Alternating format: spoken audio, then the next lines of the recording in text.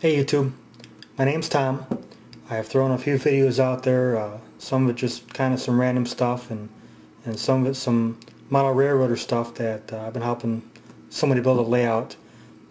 We're probably going to start doing a layout here at the house as soon as I get the drywall in the basement done, but for today we're going to do part one of an install of some custom sound into a boxcar. And what we have here is an Athearn, it's a regular Athearn Ready to roll boxcar, and what we're going to do is we're going to add some of these guys here.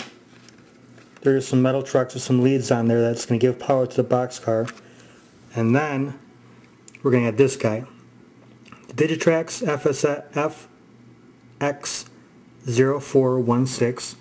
I should also be able to use an FX004 if you like.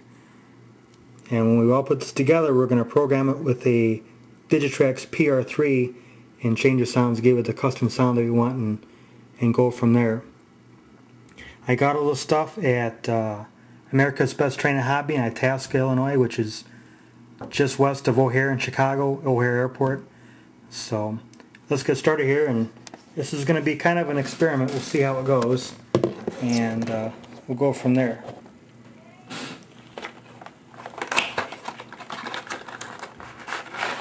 Open this guy up. Now I've already taken the trucks off, and I'll show you why here in just a moment. So this is what it looks like. You take this guy out. There's nothing special holding these guys in. They're just a little screw, something about that right there. This one is just a Phillips. Some of them on the older Athearns, they have flatheads. They go back and forth. Once you get out of the box and get the trucks off, all you really need to do is take a little simple flathead screwdriver and just very gently, you don't want to go too hard, you want to crack this thing, start prying up in here. They've got a little bit of glue up in here, so you got to kind of go along the edges just a little bit until she pops out. Careful not to grab your grab irons here and bust those off. So you want to be really gentle as best you can until she pops out. Once you get that assembled, you can of course put that guy off to the side. Now in these guys, what you gotta do is it comes in parts, so you have to use your existing trucks, which I was a little disappointed in. I wish it came with the full assembly, but they don't. But it's one of the better ones that are out there, so we'll go with it. They come with wheel sets, they come with the metal rods that bring the power up inside the frame there, and the trucks. Now these trucks, how they work is they have, let me get the right one here. Here we go. They have metal trucks, and they have a little insulator that's up inside there, I hope you can see it, that allows contact only from one side of the truck or one side of the rail. So when you guys put these together, you want two facing one rail and two facing the other rail. The finished product's going to look something like this. Two plastic on this side and two metal on the other side, and of course there's your insulators in there. You want them both on the same side, so again they pick up on one side of the rail versus the other. You don't end up shorting it out. Now the reason why I've taken them off is because you have to use a number 44 drill bit, and you have to drill all the way through the boxcar for the metal stud to go through. If you don't have a number 44, and it's okay, like I didn't have a number 44 drill bit, I'm sure you can pick up at any hobby shop. You can use another drill bit that's out there, but don't use one that's any bigger than this counterbore that's inside the chassis of the boxcar, as you wind up taking this out and then your truck won't sit right in the boxcar. You want it just a little bit bigger than this guy. This is the shaft that connects the truck with the interior of the car. Just enough so this guy squeezes through and your truck sits in there like so. So let's get one of them in here and I'll show you what it looks like when it's done. We got the truck, got the shaft, place that right there. We'll set that right in there. This goes through like so. I'm going to put these off to the side. Now this kit comes with a number of little nuts that mount sign here. Unlike the screw where you screw it in, this guy just goes through and then you gotta tighten her up from the top.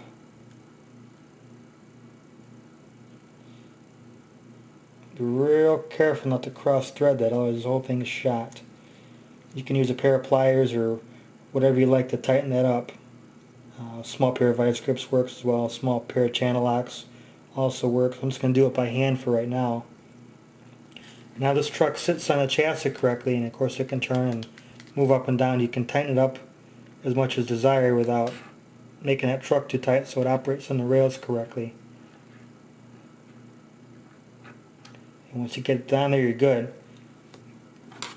Now here's how you add power to it. It comes with a couple little plates that are on it. They look like this. And basically they just set right on the truck with each leg of the plate going up onto each wheel set. Now be careful not to bend this too much, otherwise you got to pull it all out and then try to bend it back. A little bit's not going to hurt anything, but just not too much where you got to screw with it, putting it back into place, but enough where it stays in place. So the finished product's going to look something like that. It rubs up against the trucks, again picking up contact from just one rail from one side of the truck.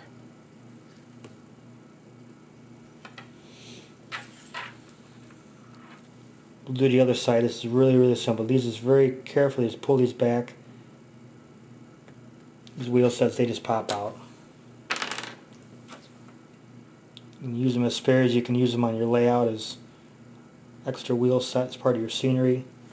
Okay, here's one. Let's get the other one. And two.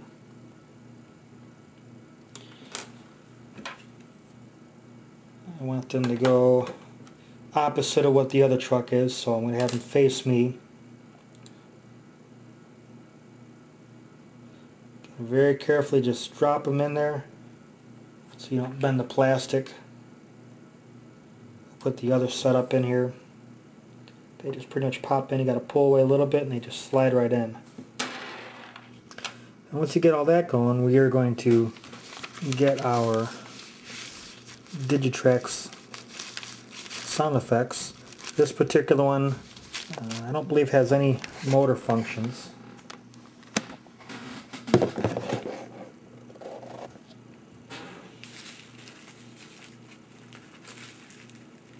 Which is okay because we're not looking for any. We just want the simple sound out of this. One end negative is black and positive is red. Got one lead plugged in there and the other lead plugged in there. Again, it really doesn't matter which side you use because the boxcar can of course go either way. It's on there. Take a pair of pliers or like I said channel locks, wrench, whatever you guys got. Just tighten these up a little bit so they don't go anywhere.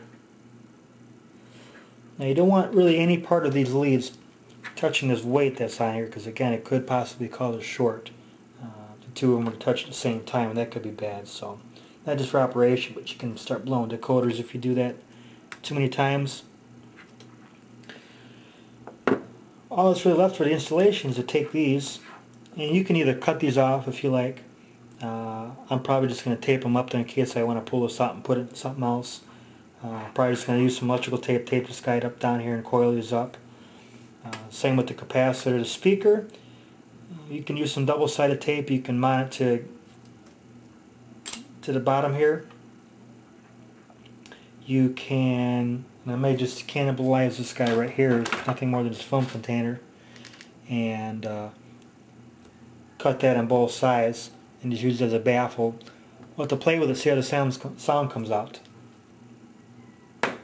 After that, all you gotta do is put it together, and in the next part all we're gonna do is put this guy on a Digitrax PR3 and we're gonna start playing with some sounds and getting the type of sounds we want, you know, the clackety clack that you hear on the rails, and maybe some brake noises as the train increases and decreases. So stay tuned, we'll have another video in a little bit.